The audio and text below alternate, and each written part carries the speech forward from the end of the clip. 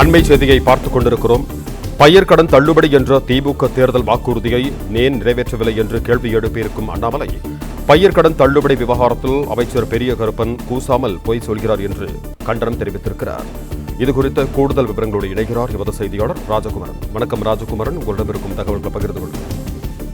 பயிர்க்கடன் தள்ளுபடி குறித்த திமுக தேர்தல் வாக்குறுதியை ஏன் இன்னும் முழுமையாக நிறைவேற்றவில்லை என்ற கேள்வியை பாஜக மாநில தலைவர் அண்ணாமலை தொடர்ச்சியாக எழுப்பி வரக்கூடிய சூழ்நிலையில் நேற்றைய தினம் கூட்டுறவுத்துறையினுடைய அமைச்சர் பெரிய கருப்பன் 2021ஆம் ஆண்டு ஆட்சிக்கு வந்தது முதல் தற்போதைய ஆட்சியில் அறிவிக்கப்பட்டிருக்கக்கூடிய அந்த நடைமுறைகளின்படி 12,110 கோடி அளவிற்கு கூட்டுறவு பயிர்க்கடனை தள்ளுபடி செய்திருக்கின்றோம் என்று கூறியிருந்தார்.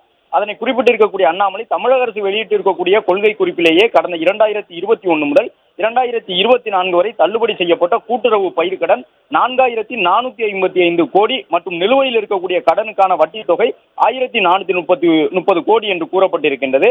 அதனை எப்படி கூட்டினாலும் அமைச்சர் கூறக்கூடிய 12,110 கோடி என்பது வரவில்லை. நபார்டு வங்கி மறுநிதியை எல்லாம் கணக்கில் காட்டி சமாளிக்க முயன்று தோற்று போயிருக்கின்றார் அமைச்சர் என்று குறிப்பிட்டிருக்கின்றார். கணித பாடத்திலே முதலமைச்சர் முதற்கொண்டு திமுகவினர் எத்தனை திறமையானவர்கள் என்பதை தமிழக மக்கள் அறிவார்கள் என்று குறிப்பிட்டிருக்கக்கூடிய அண்ணாமலை, அப்படி இருக்கும் பொழுது இப்படி ஒரு பொய் சொல்ல வெட்கமாக இல்லையா அமைச்சருக்கு என்று கேள்வி எழுப்பியிருக்கின்றார்.